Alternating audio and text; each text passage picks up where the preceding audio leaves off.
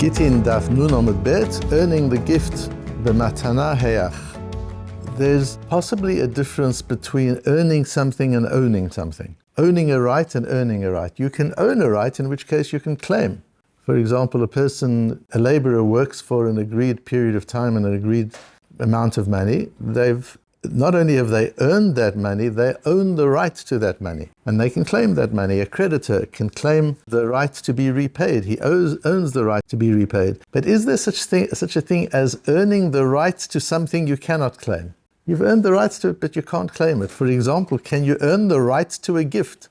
Or is that an oxymoron? If it's a gift, you haven't earned the rights to it. That's why it's a gift. And we'll see in how deeply halakha goes into understanding people, what drives them, and their relationships one to the other. Even halakha, it's not just musar that goes into the depths of human relationships and human motivation and psychology, but halakha does as well, and we'll go into that. We say every morning, the Rebbeinu Shalom provides light for the world and for all of us who live on the world. This is the sun, the source of all of our energy in the world. Berachamim, it comes to us in rachamim, in mercy. And my great uncle Rabbi Lapin explains that the sunlight is different from rain. Sunlight Hashem provides to us unconditionally.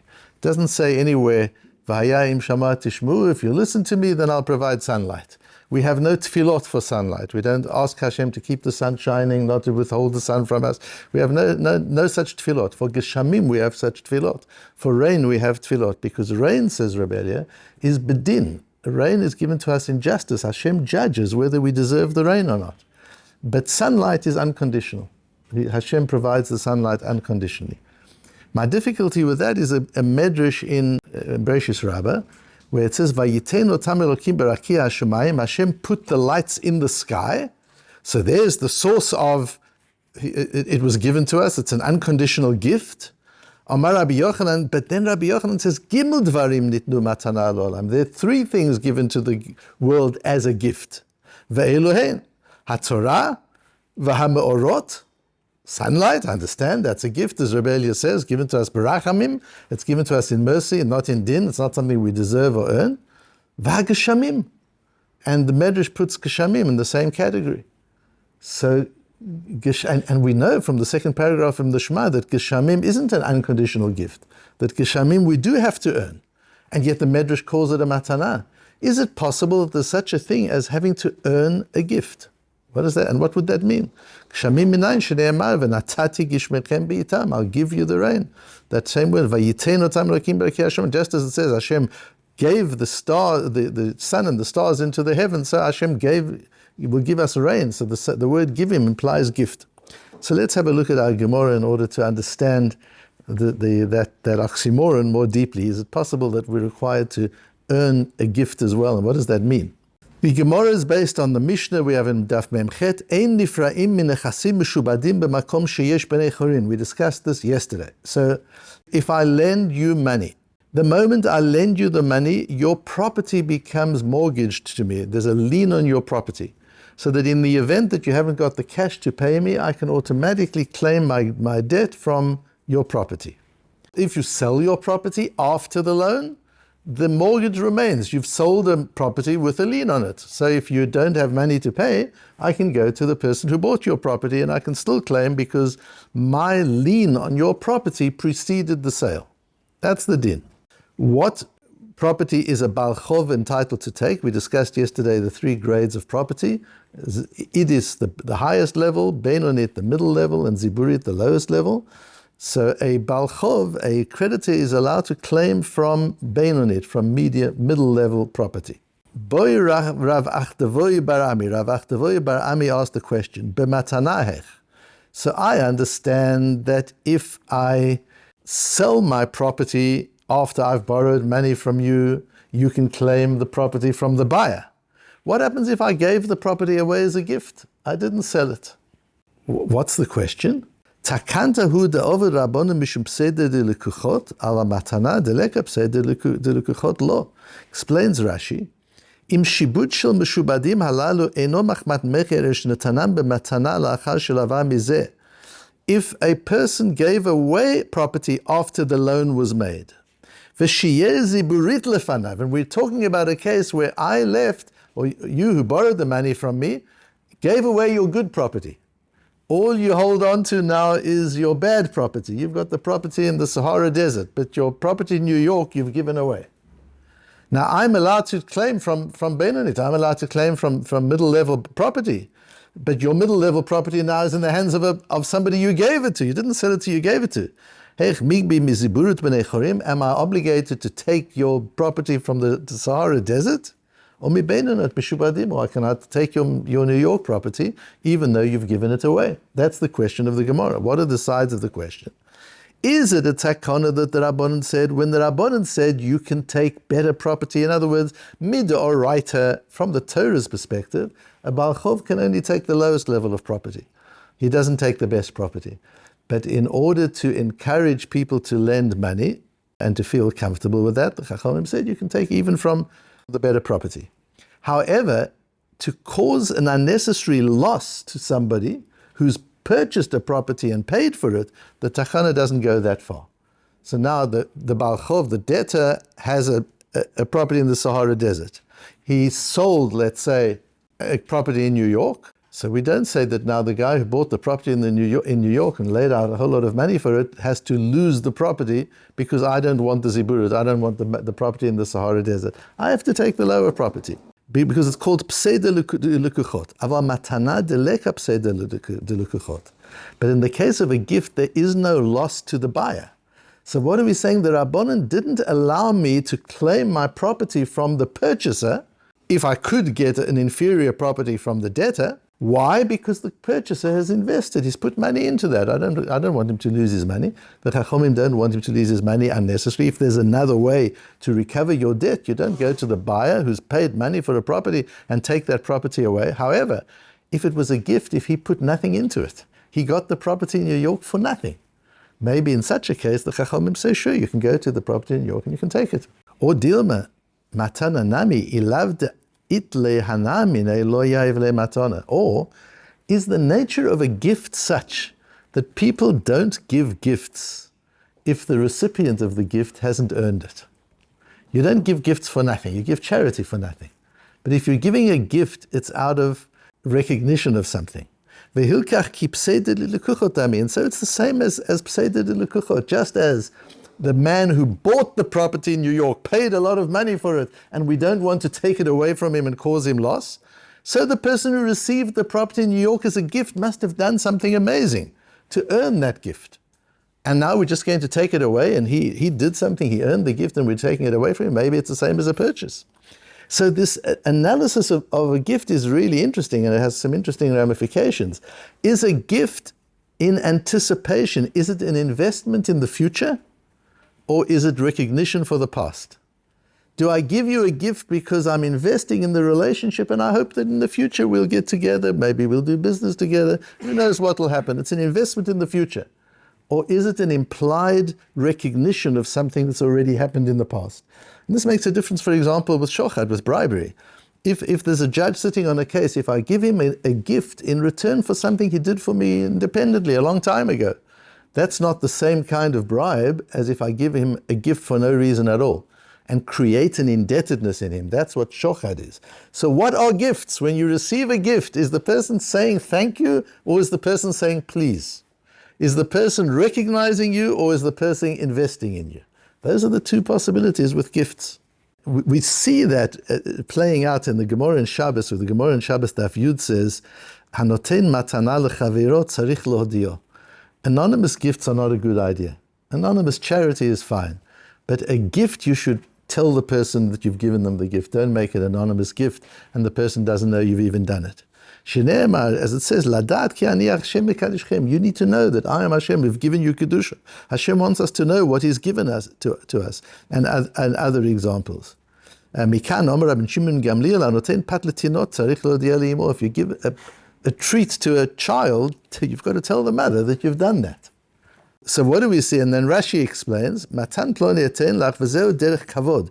This is the respectable thing to do because maybe the recipient is embarrassed to receive a gift from you. Now, why would he be embarrassed to receive a gift from you? Because he hasn't earned it. And you explain to him, "Mitoch kach mitratzim bidvarim ve'eno bosh bedavar." So you tell him, "I want to give this gift to you. I really value you. Please accept it from me." And then he feels okay. So there's an implication, says Rashi, that a person might be embarrassed to receive a gift. Why? Because on this side of it, Rashi's assuming the gift is for nothing. The gift is just an investment in the future, and the person doesn't want to feel indebted. So it says Rashi, explains the Gemara. Therefore, you've got to tell the person, give him the opportunity. And if you just put the gift down at his house, Shalom yediato, you didn't tell him, you must tell him, Shemiyado ba'alo, that this came from you. Shemitoch kach yehei ohavo. That way he will reciprocate and he will build a relationship in the future. So it seems that the idea of the gift is an investment in the future.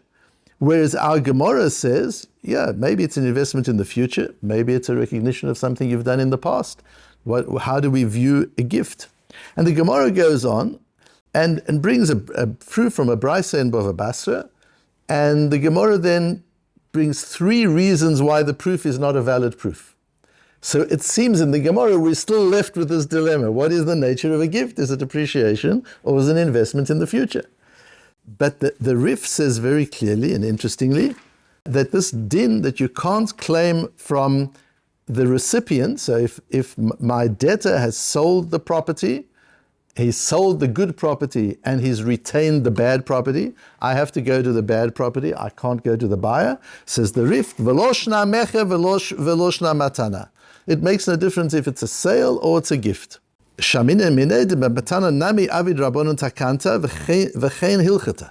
That is the halacha, that the takana applies with a gift as much as with a sale.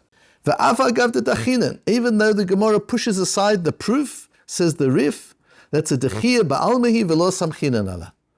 The Rif understands the flow of the Gemara as such that the Gemara's real conclusion is you don't distinguish between a gift and a sale. Because just as a sale has been earned by somebody who's paid for it, a gift has also been earned. People don't give gifts if the gift hasn't been earned by some form of prior relationship. Something has happened that makes the person want to give the gift. And whatever that is, it's like payment. It's, as the Gemara says, that makes it ki peseda de lekuchot dami. It's like, it's key, it's as if there's some similarity in loss, that the recipient, if we take that property away from him, the recipient will have lost what he invested in the relationship and how he earned the gift. So we see from here, and by the way, that's how the Shulchan Aruch paskins. Lo shna yemem lekuchot or mekablei matana. It makes no difference if it's a sale or it's a gift. And the Sma says, the Sma is a very important perush on Choshen Mishpat. We use it all the time because the Sma is one of the first perushim after the time of the Mechaber and the Ramo. He was a Talmud of the Ramo. And he was a Talmud of the Marshal. So the Baalei HaShulchan Aruch, he was one of the next generation after the Baalei HaShulchan Aruch. And the Sma wrote on the whole of the Tur. He writes the Drisha and the Prisha and the Agos Drisha. He writes a perush on the entire Tur. And then on Choshen Mishpat, we've got the Sma, which is so important. The Sma says, Diminat Torah dino de Balchov beziburit. According to the Torah, a Balchov, a creditor, can only claim the lowest of the properties. You can't claim the New York property if there's a less attractive property available. But in order to encourage the flow of capital, in order to encourage credit and allow people to lend money and encourage people to lend and borrow money to facilitate the flow of the economy, the Chazal said if you lend money, you can claim from the better property, from mid-level property. However, but where there's a loss to the buyer, the Chachamim didn't institute this added incentivization for lending at the expense of the buyer. An innocent buyer buys a property, he has to be penalized because we're trying to encourage people to lend money. That wouldn't be right for the takana, so we leave it at the doraita level. You've got to take the lower property, you can't take the better property from the lender. And that reason, the pseida de lukuchot, the loss of the person who bought, even applies by matana according to the Shulchan Aruch. Even if it's a gift. We consider there to be a loss of investment if you take the gift away from somebody. And so we see, if we go back to understanding the Medrash on the basis of what Rabbi Lapin said, so the Medrash says, the son is a gift and the rain is a gift. There are two kinds of gift. There's an unconditional gift, like the sun. Sometimes you give a gift to somebody, they didn't do anything for you, but you're investing in them. The sunlight, when we see the sunlight and the energy we get from the sun, that's Hashem investing in us. Hashem is saying you didn't do anything to deserve sunlight, and even if you serve Avodah Zorah and you murder each other and you rape each other, you're still going to have sunlight. The sunlight is unconditional. I'm giving you sunlight in anticipation of your doing something. I'm giving you sunlight as an investment. So when we see the sun shining, it's not nice to say, it's a nice day today. It's a nice day today, so what do I owe the Rebbeinu Shalom for that? The Rebbeinu Shalom is giving me a matmonim, is giving me a gift of a beautiful day. And even if it's not such a beautiful day, the energy of the sun is still working, everything, the ecology is still functioning. Why is Hashem doing that for me? Just because. Because what? Because He hopes that I'll do something positive with that energy. He hopes that I'll do something constructive with that energy. So that needs to initiate a relationship with Hashem. It's not something deserved. When it rains, that's a gift we've earned. You can earn a gift even though you don't own it. You don't own the rights to a gift, but you can earn the rights to a gift. You've built a relationship with another person and they give you a gift. You've earned the rights to that gift. You don't own the right. You can't claim it. It doesn't belong to you. But you've earned the right. It's possible to earn. And there's a reciprocation. So when we see rain coming down, there we have to look outside and see the Rebbeinu Shalom saying thank you to us. Seeing the Rebbeinu Shalom appreciating us. It's just a different thing. These two weather conditions create different responses in us. It's so beautiful. See the sun shining, you say to the Rebbeinu Shalom, thanks, a gift for nothing. What can I do in return for you? You see the rain coming, you say, thank you, Hashem, for recognizing that we've made an effort to serve you and for giving us what we need to continue to do so. And so it is also in our relationships with one another, to understand when we're giving gifts and we're receiving gifts, to understand what they are. Is this a gift in investing in the future, or is this a gift in recognition of the past?